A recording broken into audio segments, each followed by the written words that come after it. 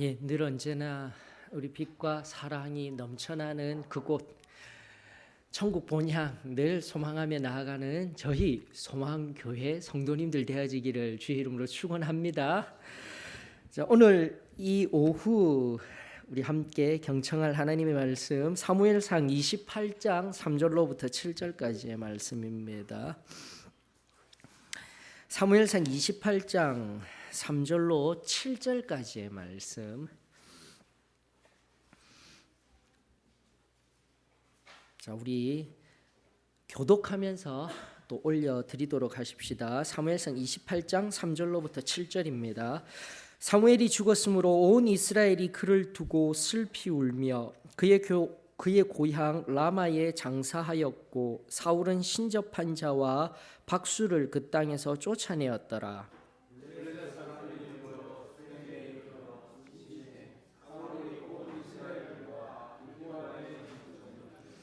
사울이 블레셋 사람들의 군대를 보고 두려워서 그의 마음이 크게 떨린지라.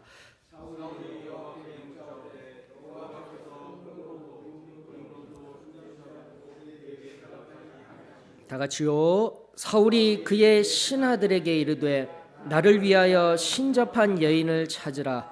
내가 그리로 가서 그에게 물으리라 하니 그의 신하들이 그에게 이르되 보소서 엔돌에 신접한 여인이 있나이다. 아멘. 자, 오늘 말씀에 의하면은요, 이스라엘과 블레셋의 왕 아기스가 등장하게 됩니다. 그리고 앞으로 왕이 될 다윗의 이야기가 앞선 말씀과 함께 계속적으로 이어지게 되는데 28장 1절로부터 2절 제가 건너뛰었어요. 근데 28장 1절로 2절 다음으로 29장 1, 2절로 나아가는 것이 좀 더 이해하기가 쉬우셔요. 즉 현재 블레셋의 왕 아기스 그리고 앞으로 이스라엘의 왕이 될 다윗의 이야기들. 다만 지금 이 순간 아기스의 곁에 있는 다윗과 함께 하나님이 어떻게 인도하여 나가시느냐라는 것을 우리가 좀 더 세밀하게 또 다음번 강의에서 살펴볼 수 있기를 원하고, 바로 이 28장과 29장 사이에 실제 이스라엘의 왕인 사울의 이야기, 그리고 그 사울의 이야기는 점점 하나님 곁을 떠나 하나님에게서 멀어져만 가는 사울의 이야기. 그 사울을 통하여서 오늘 또다시 우리 자신을 뒤돌아보며 하나님이 기뻐하시는 사람이 어떠한 사람인지 또 말씀을 통하여서 깨달아 하나님께 기도하여 은혜 받고 세상에 나아가 승리하는 저와 여러분들이 되십시다. 자, 3절의 말씀에 의거하게 되면은요,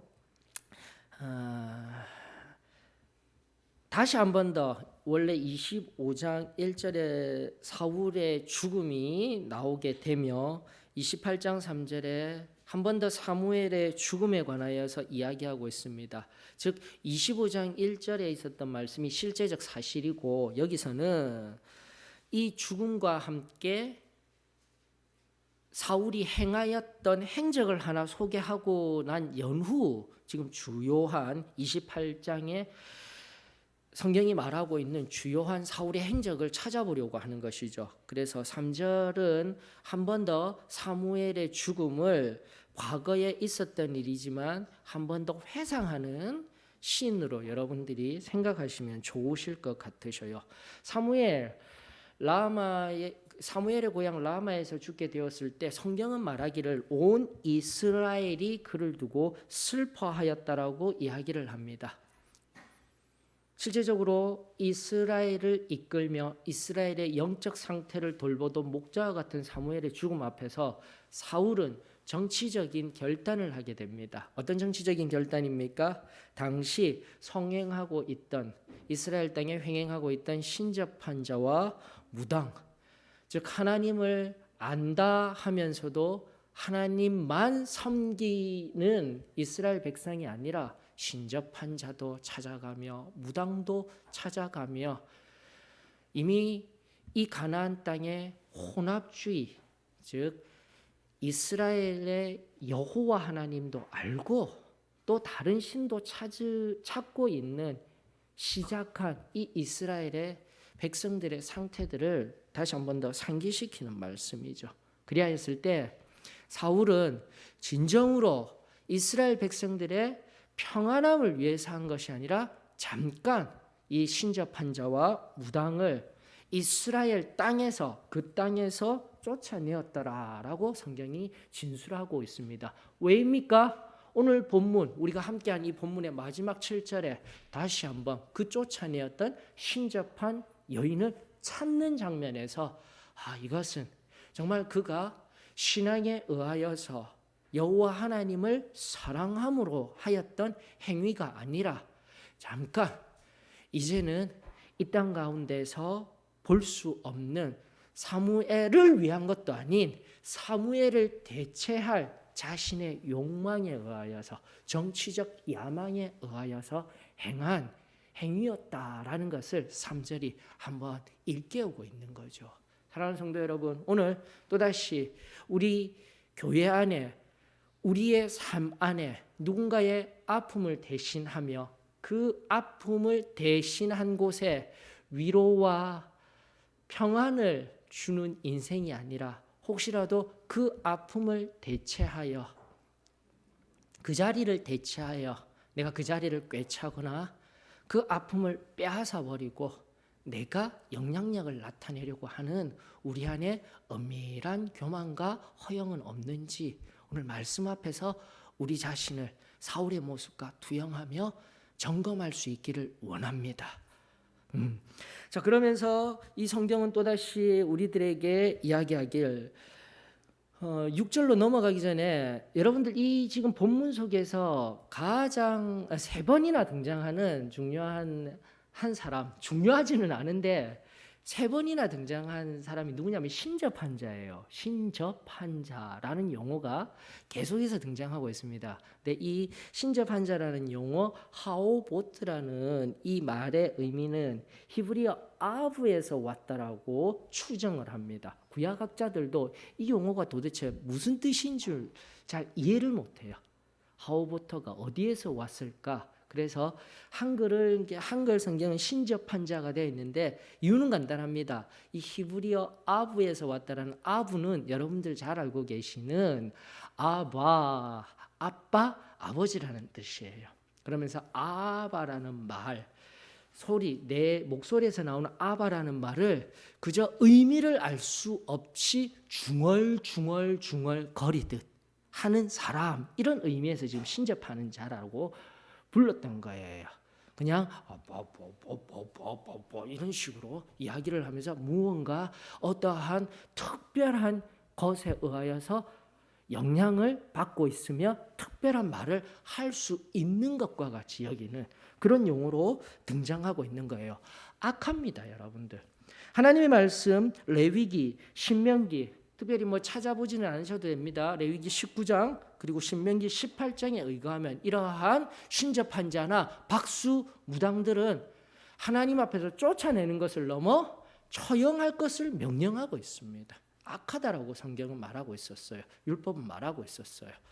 그러나 다시 한 번 더 사울은 자신의 정치적 야망을 위해서 이러한 하나님과는 전혀 상관없는 악한 사탄에 의한 약한 영에 사로잡힌 자들을 처형하지도 아니하고 없애지도 아니하고 그저 쫓아내었다라는 이 장면이 오늘날 죄와 타협하며 나아가는 우리의 모습 그리고 사울과 비교하며 우리를 점검케 합니다. 4절로부터 또다시 우리 한번 살펴보십시다. 4절에 보게 되면은 여러분들 지명이 나옵니다. 이 지명은 나중에 29장에 보게 되면 또다시 1절로부터 쭉 진행되어지는 군대의 정렬 그리고 28장에 의하여서 28장 1절로부터 2절까지 살펴보게 되면 조금 더 진군한 장면을 볼 수가 있습니다. 즉 블레셋 사람들은 수넴이라는 지역에 모여 있고요. 결국 사무엘상 31장 사울과 요나단의 요나단이 전사하는 장소가 되는 길보아 산까지 미리 앞서가서 압박된 상태인 거예요. 블레셋 사람들이 길보아 산까지 들어와서 이제 조금만 이 길보아 산만 넘게 되면, 이 능선만 넘어가면 유다 땅을 완전히 점령할 수 있는 중요한 요충지까지 이미 밀려 들어온 상황을 4절에서 한 번 더 묘사하고 있는 겁니다. 자, 이게 왜 이토록 중요하냐면, 여러분들 이미 사무엘상 앞절에 보게 되면은 엘리 제사장 생존 당시에 블레셋과 이스라엘이 싸울 때에 이스라엘이 치명적인 실수를 합니다. 성소에 있던 하나님의 궤를 가지고 나와요. 그리고 그 궤를 빼앗긴 전투가 아벡 전투라고 하여서 블레셋과 남유다 지역이 가까운, 유다 산지가 가까운 가나안 땅 남서쪽 지역이 경계가 되어져서 그쪽은 이제 더 이상 내려가지도 못하는 산지에서 겨우 유다의 경계가 되어져서 블레셋 남서쪽에 있는 그 가나안 평야지대, 블레셋 평야지대라 일컫는 지역으로 내려가지도 못하고 산지에 몰린 상황 가운데 있었어요. 그런데 이 사절이 얼마나 중요하냐면, 바로 그 위를 넘어서 이 평야지대를 올라 사름 평야를 지나서 이스라엘 평야를 지나 여기 갈릴리 호수죠. 우리에게 익숙한 그 갈릴리 호수 하단 그 끝부분까지 진군이 되어진 상태예요. 블레셋이 철저하게 지금 유다를 압박하고 있는 장면이 이 4절의 말씀이라는 것입니다. 수넴까지 와서 길보아산, 그 이스라엘 평야의 마지막 지점, 그 길보아산이 조금 더 수넴보다 높은 지역이기 때문에 여기가 무너지면은 이제 유다는 처참한 지형까지, 이스라엘 땅은 대적 블레셋에 의하여 밟히는 자리까지 들어가는 것이 이 4절이 의미하고 있는 지명의 이야기이다라는 것입니다. 사랑하는 성도 여러분, 오늘 또다시 우리 계속해서 제가 3, 4절을 바라보며 우리를 점검해야 합니다. 우리를 점검해야 합니다 하였을 때, 우리의 삶에 옛적 우리 제일 처음에 가졌던 죄에 대한 특징을 새롭게 하였으면 좋겠어요. 여러분들, 죄는요 한번 놓아뒀다가 일시적으로 그때만 우리에게 영향을 주는 그 무언가가 아니라, 죄를 한번 우리들에게 내버려 두고 우리가 그 죄를 범하게 되면 그 죄가 어떻게 된다고요? 부풀어 오르는 거예요. 이것을 우리가 새로이 하였으면 좋겠습니다. 오늘 내 삶 가운데 어저께, 그저께, 과거에 그때 한번 행하였던 것, 하나님이 원치 않았었던 죄, 그렇게 생각하는 것이 아니라 그 죄가 지금 내 삶에 점점 더 커져가며, 오늘 이 말씀과 같이 내 거룩한 영토, 하나님이 거하시고 하나님이 좌정하시며 하나님의 뜻대로 걸어가야 할 내 삶의 영역, 그리고 내 안에 심령의 거룩한 장소 끝까지, 경계까지 죄가 부풀어 올라 죄가 우리를 애워싸고 있지는 아니한지 우리의 믿음의 눈을 들어 점검할 수 있기를 원합니다. 감사하게도 우리 다음 주에 시편 51편 1절로부터 4절, 특별히 51편 전체를 통하여서 이 죄에 관한 문제, 진정한 회개를 통하여서 이 죄를 완전히 깨끗이 씻어버리는 그 하나님의 말씀을 우리가 듣게 될 때, 죄가 경계까지 와서 거하고 있는 것을 어떻게 표현하고 있는지 또 시편의 말씀을 통하여서 오늘날 죄를 이야기하고, 죄, 의인이자 죄인인 시대 기독교의 가르침 속에서 바깥 우리가 말하고 있는 진리가 아닌 오늘날 일반화되고 보편화된 그 가르침 속에서 죄가 얼마나 우리의 턱밑까지 차서 우리를 위협하고 있는지, 이것을 우리가 영적으로 기민하게 바라보지 아니하고 대처를 하지 못하면 어느 순간 그 경계에 있던 죄가 우리를 순식간에 넘어뜨릴 수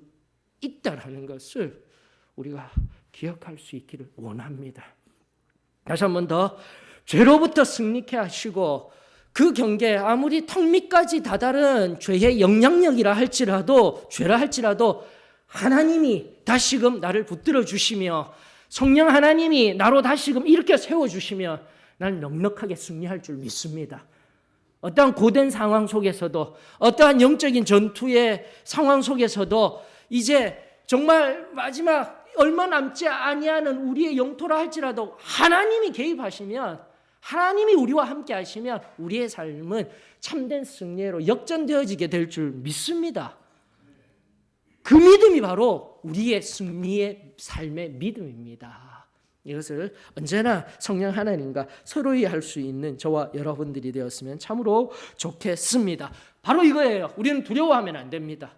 하나님이, 성령님이 나와 함께 하시면 어떠한 자리에 있더라도 우리는 이길 수 있습니다. 이 믿음을 가져야 하는데, 사울은 블레셋 군대를 바라보고 두려워하는 거예요. 여기 성경의 히브리어에 보게 되면 어떻게 표현되고 있냐면 야레, 하라드, 메오드 3중으로 되어져 있어요. 이 용어. 두려워, 떨며, 매우 이렇게요.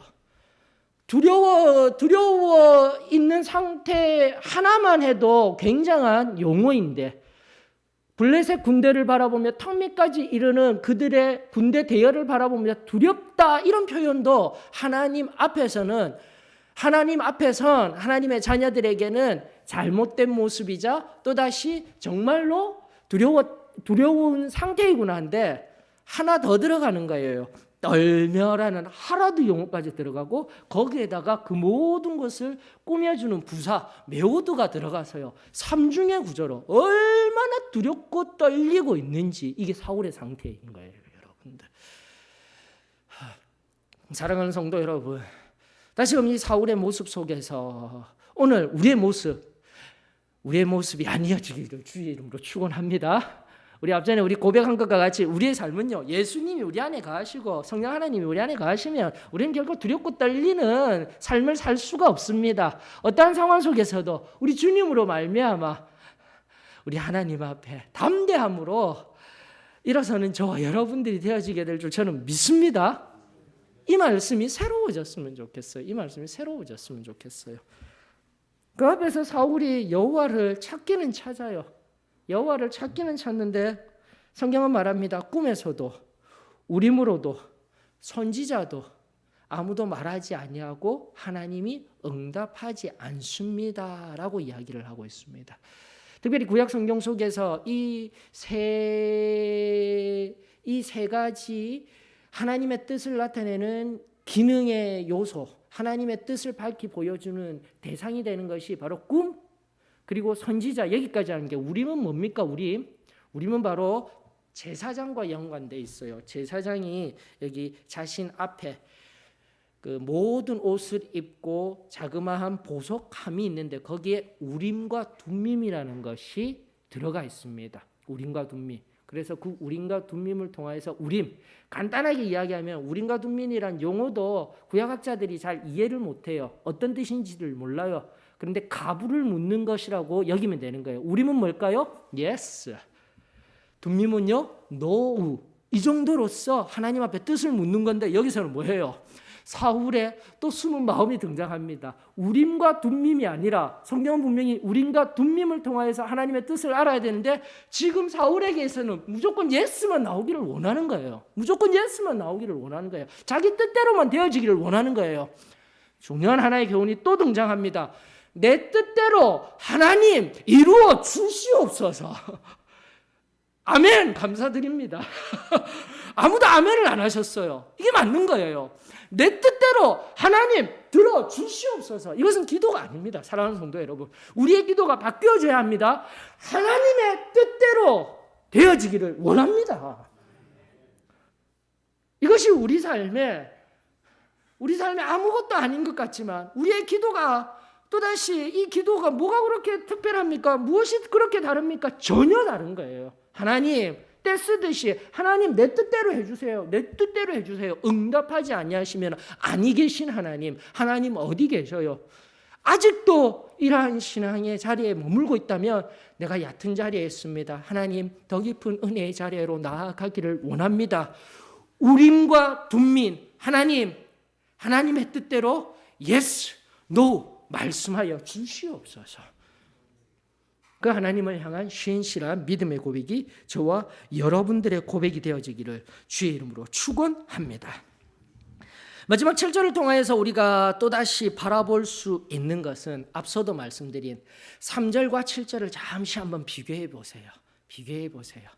다시 한번 더 3절에서는요. 온 이스라엘을 위하여, 즉 온 이스라엘 그 땅에서 잠깐이지만 사울에 가리워지고 숨겨진 정치적 야망이었지만 온 이스라엘을 위하여 신접한 자와 박수 무당들을 그 땅에서 쫓아내었습니다. 자, 그런데 7절은 어구가 변해져 있어요. 누구를 위하여서요? 이제는 두렵고 떨리는 그 마음 앞에서 사울은 연약하여질 대로 연약하여진 자리에서 나를 위하여 쫓아내었던 신접한 자를 찾으라라고 명령하고 있는 거예요, 여러분들. 언젠가도 제가 이야기하며 예화로 들려드렸던 말씀입니다. 어떤 그리스도인 한 사람이 산행을 나갔다가 새벽 일찍이 나가서 산 정상에서 밝아오는 태양을 보려고 열심히 가서 보고 산을 다 살피고 내려오던 중에 이제 어둑어둑해지는 그 찰나에서 그만 발을 헛디뎌서 절벽인지 어디인지 몰라도 굴르다가 한 가지를 잡고 버티게 되었습니다. 그 가지 넝쿨이 몸을 감싸고 버티게 되었어요. 그래야 했을 때 그 그리스도인 그런 절박한 상황에서 어찌 하겠습니까? 하나님 도와주세요. 하나님 도와주세요. 아무도 없습니까? 하나님 저를 좀 살려주세요 하고 기도했을 때 하나님이 정말 나타나셔서 말씀하여 주시는 거예요. 그래, 내가 여기 있다. 여러분 정말 그런 일이 있게 되어지면 너무 좋겠죠? 근데 예전에 이와는 다른 이야기지만 중세대 어느 주교가 하나님, 저는 하나님을 보고 싶습니다. 하나님 하고 쳤는데 그래 내가 여기 있다 하니까 놀래서 그냥 그 자리에서 넘어져서 죽게 되었답니다. 어떠세요? 우리가 보이지 아니하는 하나님을 찾는다, 보이지 않는 하나님을 경험한다 하면서도 항상 우리 이런 신앙이 얕은 자리에 있지는 아니합니까? 고민해야 돼요. 다시 돌아가서 예화가 있는데 하나님을 붙들고 하나님 저를 도와주세요. 그래 내가 여기 있노라. 내가 너의 어려움을 아노라 말씀하시면서 그래 내가 어떻게 도와주기를 원하느냐. 여기에서 저를 좀 구해주세요 했을 때 하나님이 뭐라 하셨죠? 내가 잡고 있는 그 줄을 놓아라 라고 하는 거예요.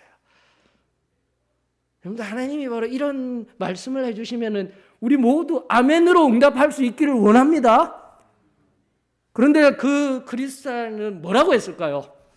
곰곰이 생각하더니 그 다음 말이 아주 가관입니다. 하나님 말고 거기 누구 다른 사람 없어요. 이렇게 이야기를 해버리는 거예요, 여러분들. 그러니까 이 예화가 우리에게 들려주는 교훈이 무엇입니까?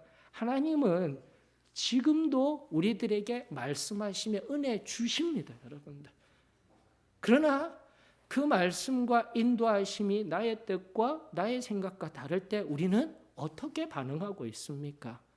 내가 지금 마지막 생명과도 같다라고 놓고 있는 이 줄, 거기 다른 사람 없어요 하면서 밤새도록 실험하다가 지칠 대로 지친 상태에서 해가 이제 떴습니다. 점점 해가 떠서 딱 보니 발밑을 보니 바로 발밑 절벽이 아니라 길이 나 있는 거예요, 여러분들.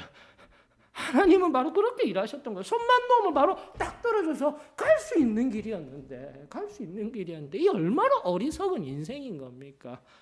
사랑하는 성도 여러분, 다시 한 번 더 우리 이 말씀 속에서 사울이 앞서 백성을 위하여서 하였다 하였지만 잠시 잠깐 종교개혁을 일으켜서 그 백성들이 슬퍼하며 애통할 때에 표면적으로라도 그 야망을 숨기고 그 자리를 대신하고자 하나님의 뜻대로 행한 이 아름다운 선이 결국 오늘날의 이 7절의 말씀 속에서 다시금 나를 위하여 신접한 자를 찾는 이 어리석은 모습, 그리고 이 한 예화를 통하여서 오늘 우리 자신을 점검할 수 있기를 원합니다. 여러분들 엄밀한 우리 신앙에 힘써 싸워야 할 전쟁터는 거룩한 장소를 우리가 수호하는 거예요. 우리의 마음을 지키며 은혜 이후에 하나님께서 나와 함께 하시며 거룩한 한 걸음 한 걸음 내 거룩한 지경을 보호하는 거예요. 죄가 넘지 아니하도록, 사단이 침투하지 아니하도록 보호하며 그 성벽을 굳건히 하여야 합니다. 만약 내가 이것을 놓쳐버리게 되면 또다시 이 좁은 길의 걸음 속에서 내가 지금 지키고 있는 이 거룩한 터를 허물어버리고 세상에 한 발을 내딛고 살아가게 되면 결국 우리의 삶은 이전에, 잘 들어보셔요. 이전에, 여기서 이전이라 하면 은혜를 경험한 이전에 결코 돌아가지 말아야 할 그 전의 상태가 조금씩 우리한테 들어오게 되는 거예요. 여러분들. 우리의 신앙은요, 하나님께서 정확하게 만나주시고 십자가의 보혈로 옛적 죄된 나의 자리에서 새롭게 완전히 변화시켜 주셔서 하나님의 자녀 삼아 주신 신앙입니다. 그리고 정결한 그 은혜 안에서 성령의 힘을, 성령을 덧입어서 성령의 은혜에 붙들려서 지금 이 거룩한 자리에서 세상이 무엇라 한다 할지라도, 사탄이 어떠한 유혹을 한다 할지라도 그 은혜 이전의 삶으로 다시는 돌아갈 수 없습니다. 이것이 엄밀한 우리의 전투인 거예요. 승리의 삶의 전투인 거예요.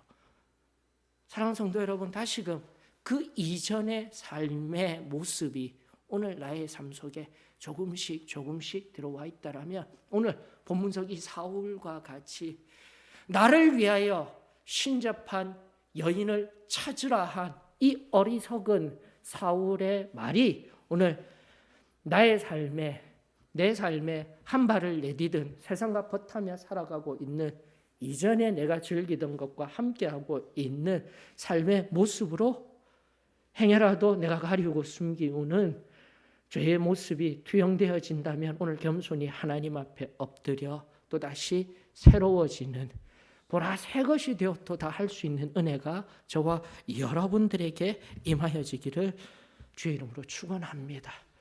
우리 다시금 하나님이 허락하셨던 순결한 자리에로, 그 정결한 자리에로 하나님은 허락하여 주십니다. 하나님은 은혜를 주십니다. 다만 우리의 믿음이 연약하여, 우리의 믿음이 부족하여 지금도 우리는 그 은혜를 도외시하고 있지는 아니한지 우리 자신을 점검하십시다. 결론을 향해서 나아가십시다. 여러분, 이 본문이 의미하는 것은 무엇입니까? 앞서도 말씀드린 바와 같이 지금 6절에 보게 되면 하나님이 대답하지 아니하신다라고 성경은 말하고 있지만 그것이 아니에요. 하나님이 대답을 하시지 아니한 것이 아니라 7절을 통해서 우리가 알 수 있는 사실은 나를 위하여 신접한 여인을 찾으라 하였을 때 또다시 옆에 있던 누구 하나 신실한 사람이 있었다면 한 사람만이라도 둠밈이라고 이야기할 수 있었어야 되는 거예요. 안 됩니다라고 이야기할 수 있었어야 된다라는 거예요.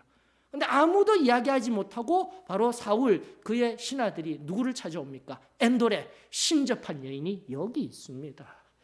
여기 있습니다. 오늘 내 곁에 나와 함께하는 공동체 그리고 우리 소망교회 다시금 하나님의 뜻이 무엇인지 선명히 깨달아 이 한 걸음 한 걸음을 나아가는 우리 공동체, 사랑하는 성도 여러분, 행여나 내 형제 자매가 안타까운 길로 나아가고 있습니까? 다시금 내 입술을 통하여 성령 하나님이 나를 붙들어 주시는 그 귀한 마음을 통하여서 사랑의 권면으로 안 됩니다 할 수 있는 은혜가 저와 여러분들에게 임하여지기를 원합니다.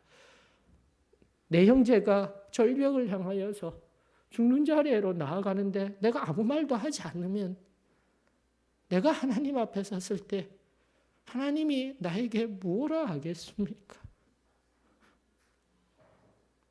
그 적극적인 첫 번째 행동이 바로 지금 연약한 내 형제 자매를 위하여 기도해 주는 거예요. 사랑의 권면을 해주는 거예요.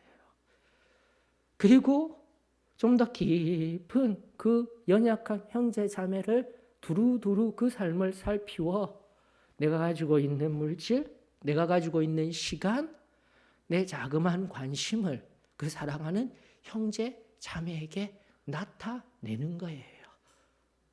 바로 이 온전한 사랑의 선함을 나타내며 나아갈 때에 오늘 우리 교회는 또다시 여기에 모인 우리 귀한 형제 자매, 예수 그리스도를 머리로 한 우리 교회는 오늘 이 땅 가운데 하나님께서 가장 기뻐하시는 귀한 교회 공동체가 되어지게 될 줄 저는 믿습니다. 다른 누구도 아닌 내가 먼저 하나님, 내가 먼저 섬기기를 원합니다. 내가 이 사랑하는 형제를 품기를 원합니다. 기도하기를 원합니다. 돌보기를 원합니다. 주님, 나의 이 마음을 주님께서 만져 주시옵소서. 노할 수 있는 사람이 필요합니다의 이 적극적인 의미들, 하나님 말씀을 통한 오늘 우리에게 들리워진 하나님의 선명한 음성이 저와 여러분들을 또다시 일깨우며 주님 앞에서 새로워지는 은혜가 우리들 가운데 충만하여지기를 원합니다. 마지막 결론을 향하여서 나아가십시다. 다시금 전체적인 교훈 안에서 하나님은 지금도 우리들 가운데 일하시길 원합니다. 하나님이 대답하지 않는 것이 아니라 믿음으로 제대로 찾지 못한 우리를 탓하십시다. 마태복음 7장 7절로부터 8절에 있는 말씀 우리가 잘 알고 있죠. 구하라 그리하면 너희에게 주실 것이요, 찾으라 그리하면 찾아낼 것이요, 문을 두드리라 그리하면 열릴 것이니 8절 구하는 이마다 받을 것이요, 찾는 이는 찾아낼 것이요, 두드리는 이에게는 열릴 것이니라. 이중으로 하나님께서 약속하여 주셨습니다. 다시 한번 더 믿음을 통하여서 우리 하나님께 구하고 찾고 문을 두드리는 적극적인 삶이 저와 여러분들의 삶이 되어지기를 원합니다. 또 한 말씀 더 드립니까? 제가 너무나도 좋아합니다. 예레미야 33장 2절로부터 3절에 있는 말씀, 또 잘 아는 말씀이에요. 3절은 잘 아는 말씀이죠. 근데 2절로부터 우리 한번 더 볼게요. 이를 행하시는 여호와, 그것을 만들며 성취하시는 여호와, 그의 이름을 여호와라 하는 이가 이와 같이 이르시도다. 하나님은 늘 일을 이루시기를 원하신다니까요. 은혜 주시기를 원하신다니까요. 다시 한번 더 말씀하시고 3절 우리들에게 명령하십니다. 너는 내게 부르짖으라. 내가 내게 응답하겠고 내가 알지 못하는 크고 은밀한 일을 내게 보이리라. 대답하지 아니하시는 하나님이 아니십니다. 지금도 우리가 믿음으로 찾고 구할 때에, 부르짖을 때에 우리 하나님은 친히 응답하시고 보여주시겠다 약속하십니다. 이를 이루어 주시겠다 약속하십니다. 그 약속의 하나님이 저와 여러분들의 또 한 주간의 걸음 가운데 놀랍게 일하시는 귀하고 복된 하나님이 되시기를 축원합니다. 찬송가 363장입니다. 363장 부르시면서 하나님 앞에 깊은 자리로 나아가 은혜 받고 또 세상을 향해 담대하게 나아가십시다. 찬송가 363장입니다.